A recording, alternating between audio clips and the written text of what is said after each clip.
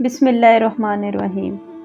हज़रत सईद बिन जबीर रज़ी अल्लाह ताला अन्हु फरमाते हैं कि मैं और मेरे साथ हज़रत अकरमा, महमूद बिन महरान, अबू अल आलिया वग़ैरह हज़रात ताइफ की मस्जिद में हज़रत इब्न अब्बास की खिदमत में हाजिर थे कि मुअज्जिन ने मीनार पर से अल्लाहु अकबर की सदा बुलंद की तो हज़रत इब्न अब्बास रज़ी अल्लाह ताला अन्हु रोने लगे और इतना रोए कि चादर भीग गई, रगें फूल गईं, आंखें सुर्ख हो गईं।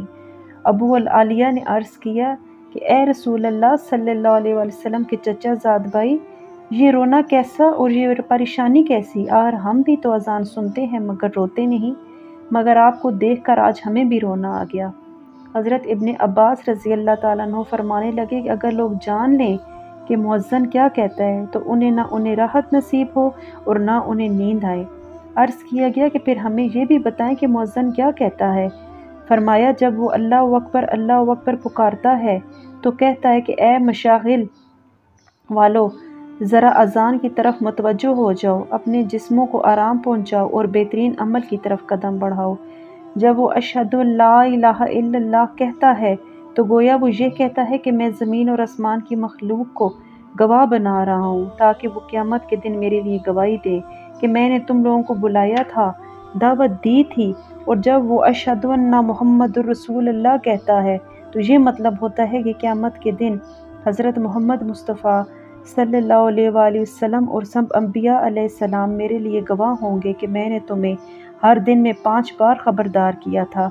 और जब हय्या लस्सलात कहता है तो ये मुराद होती है कि अल्लाह ताला ने तुम्हारे लिए ये दीन मुकर्रर फरमाया है और इस पर कायम रहो।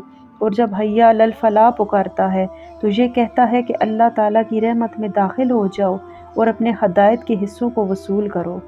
फिर अल्लाहु अकबर कहकर गोया ये ऐलान करता है कि नमाज से पहले अब और कोई काम करना जायज़ नहीं, और ला इलाहा इल्लल्लाह कहकर ये याद दिलाता है कि सातों ज़मीन और आसमानों की अमानत तुम्हारी गर्दनों पर डाल दी गई है, अब चाहो तो आगे बढ़ो और चाहो तो पुश्त फेर जाओ।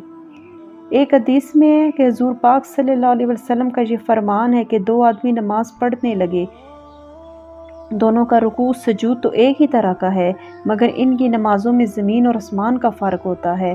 और महराब को महराब इसलिए कहते हैं कि यहाँ पर शैतान के साथ हरब यानी कि लड़ाई की जाती है ताकि वो इसके दिल को कहीं और मशगूल ना कर दे। दोस्तों, नमाज का वक्त जब होता तो हज़रत अली रज़ी अल्लाह ताला अन्हु लरज़ने लग जाते, उनका रंग तब्दील हो जाता।